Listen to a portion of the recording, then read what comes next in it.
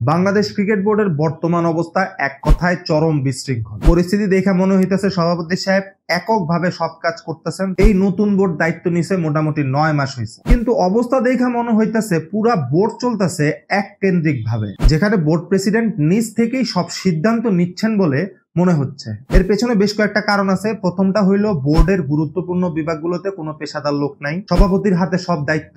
আরেকটা হইলো সিদ্ধান্তহীনতা, পরিকল্পনার অভাব। আর বাহির থেকে মনে হচ্ছে বিসিবির মধ্যে এক ধরনের গা ছাড়া স্বভাব দেখা দিছে। যদি সেই ধরনের মনোভাব আসলে বাস্তবে থাকে, তাহলে সেটা দেশের ক্রিকেটের জন্য ভালো কিছু না। কিভাবে এই সমস্যাগুলোর সমাধান করা সম্ভব এবং বাংলাদেশ ক্রিকেটে আবার কিভাবে পুনরুজ্জীবিত করা সম্ভব?